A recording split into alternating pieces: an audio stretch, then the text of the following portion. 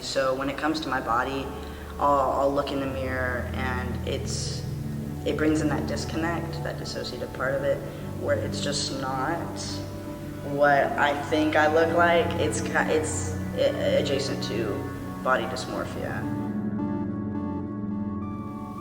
Missouri is like, a really red state. So it's kind of just like you know where to hang out. Mostly like as you get more a part of the LGBTQ plus community, you kind of like can get a vibe for people and be like, I know to kind of stay away from you, and I know to kind of hang around you more often. As far as support, I think it can be pretty sparse if you think about it, especially if you are a trans identifying youth.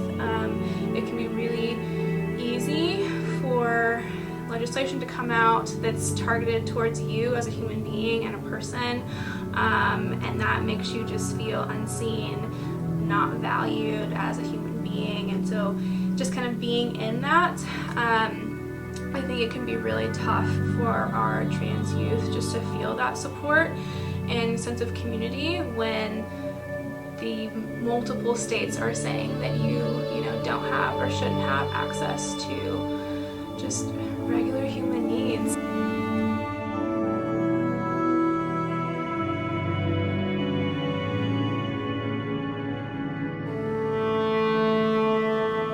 I really started delving into my gender identity and sexuality when the Obergefell v. Hodges case came out. I remember I was like, 12 or so, and I had seen a bunch of like rainbow flags being posted online, so I was like, what is this all about? So I started questioning then, like what that was, just to see that, and I was in the sixth grade when I was like, oh, I think I'm a lesbian because I like women. But then as I read more about it and got into those communities online, I was like, oh, these uncomfortable feelings that I'm feeling around puberty actually seem a lot more like gender dysphoria. And I think a bit of it was fear at first to really go into that talk with myself of being completely male. But so I identified as gender fluid for like a few months before I really came to terms with it, and I was keeping it all to myself at that point. I mostly use they them pronouns, but I'm gender fluid, so like sometimes they change up depending on literally whatever. And I usually have like pins on my shirt that like say what pronouns am using that day. When I finally figured out the word for it, it was freshman year of high school, literally on, it was Black Friday. I can't remember what year, whenever I was a freshman in high school. It was that day when I found a word for it because I went shopping for Black Friday with my mom and some of my cousins, and I like kept looking up like words. I was like, what is this feeling? What is this feeling? And I finally found it. Right now, this has always been a real struggle as far as our social political climate in regards to our trans youth.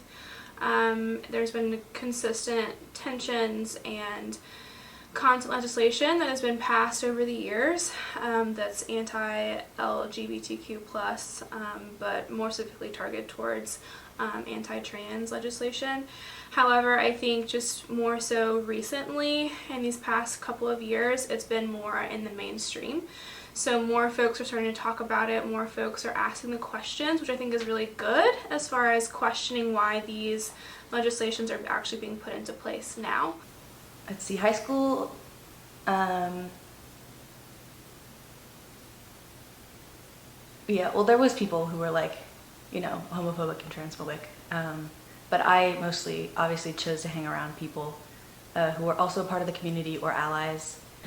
So I'm drum major, and all the freshmen knew me, and so they all voted me for Homecoming King, which I got, which was a win for the LGBT community.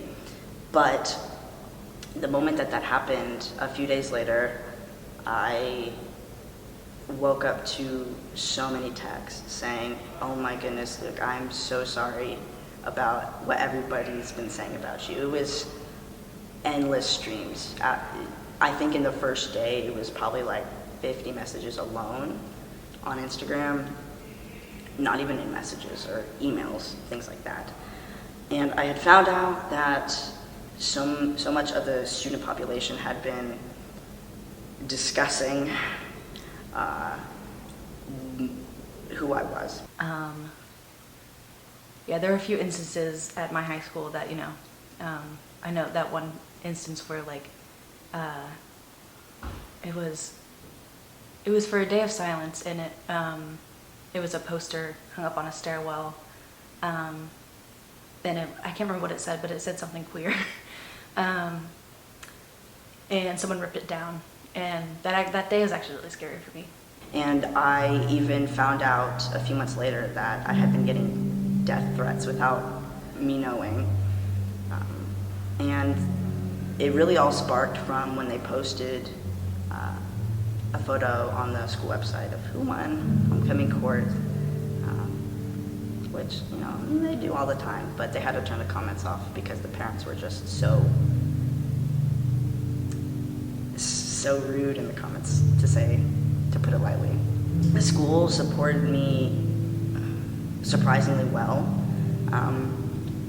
I know that day after I'd woken up and gone to school, the principals pulled me aside and were like, "Hey, are you okay? We've heard everything that's going on," and they wanted to see if anybody had come up to me personally, and they just wanted to get my side of the story. I ended up again in tears in front of these adults, and they suspended a few people that they knew were culprits. But even then, it doesn't take away the sting of knowing that the person you went to daycare with told you online to die. So as far as cause of kind of resurfacing of trans hate, honestly, I feel like with a lot of diversity issues and topics in general, it's just lack of awareness, lack of exposure, lack of human connection.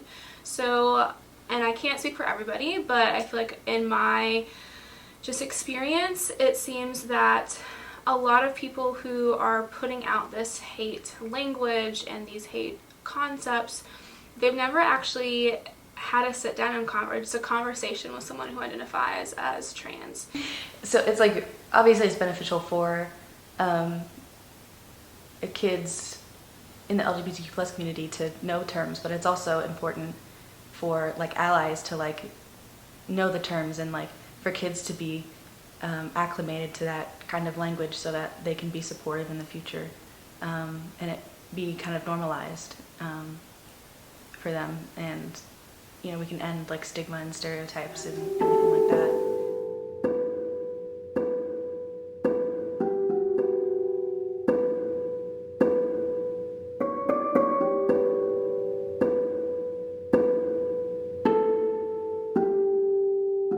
Governor Abbott of Texas signed this kind of medical bill prohibiting trans youth from receiving medical care and access towards their gender identity, or just in realms of that. If a kid is getting any kind of accommodation to like their gender or sexuality, then the teachers are required to call their parents about it, which is extremely bad, because one rule of anything is you're never supposed to out anyone without their permission, because it might not be safe to do so, or they're just like uncomfortable with the situation or whatever. But yeah, and especially being forced to come out to your parents who may not be supportive, and you're like living with them, and you're depending on them for like shelter and food. And if they're not supportive, and you have to live with that. And so, I think healthcare, in my opinion, is a right and not a privilege. And so, and that could be, unpopular opinion, but that's just my personal opinion. And so there is a lot that I think, again, lack of education, lack of awareness that goes into that I think people are easily overlooking how critical trans youth receiving medical care is, especially in regards to transitioning. And just as an example, so if you are a, trans youth and you wake up every day, look at yourself in the mirror and you do identify with a body that's like being reflected, I mean, that can translate into so many other just issues. And so having to be in a body that you don't identify with is extremely tough, in addition to everything else that life kind of throws at you, especially as a youth, right? So, all the teen drama. So I can't even imagine having to deal with, high school drama or middle school drama, in addition to this extra layer of not feeling, you're not being able to identify with the body that you are in. There's a lot to be done, not just within schools, but on the state and federal level to protect trans people, trans kids specifically. Because I don't even, perhaps it's a mix of dysphoria in and of itself, but I don't even participate in a lot of sports like I want to, just because they would require me to use the women's room, and I couldn't stomach that dysphoria. Call out transphobia. Make sure people are, aware of the language that they use. Language is really, really important. And so if you are in a setting, whether, the person who they're talking about, is in the room or not, if a microaggression is said or something that's transphobic is said, check your peers, check your friends and say, I think you can, say this in a better way, or I think you meant to say, and then go into that explanation, or even just correcting other people on misusing people's pronouns. That's something I think that's simple, that people can do in their everyday, conversations, and that's being an ally.